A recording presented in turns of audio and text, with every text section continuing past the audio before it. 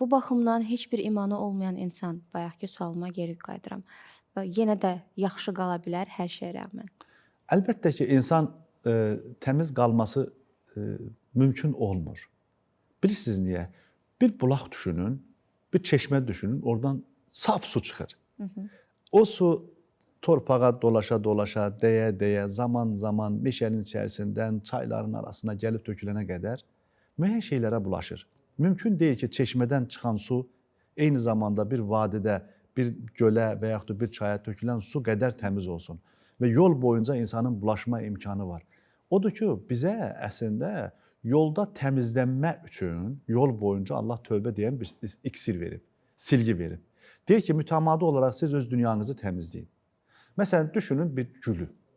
Gül heç əl üzün yumur, həmişə gözəldir, deyilmi? Və biz insanların ən gözəlini bircə gün özünə baxım olmadan çölə çıxsın. Mümkün deyil, deyilmi yəni? İnsan əlini, üzünü yumadan, dişlərini fırçalamadan və s. Və bu zahiri təmizliklə yanaşı insanın batini təmizliyə ehtiyacı var ki, orada iman var, zikir var, şükür var, həmd var, səna var. Ya insan göründüyündən ibarət deyil ki, insanın görünən tərəfi onun zahiri tərəfidir. İnsanın bir içi var, bir iç aləmi var. Həmin o aləmi əslində şeytan kirləndirir, nəfis kirləndirir, dünya kirləndirir. Ona görə insanın təmiz qalma ehtimalı yoxdur. Mümkün deyil. Siz əlinizi nə qədər təmiz saxlayırsınızsa saxlayın. Heç bir şeyə vurmamışsınız. Sonra 2 saatdan sonra ged əllərinizi yuyun. Düz mən əlimi heç nəyə vurmamışam.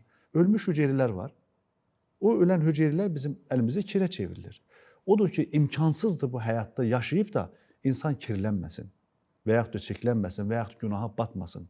Onlar mələk olur onda. İnsan mələk deyil ki, nəfis daşıyırıq.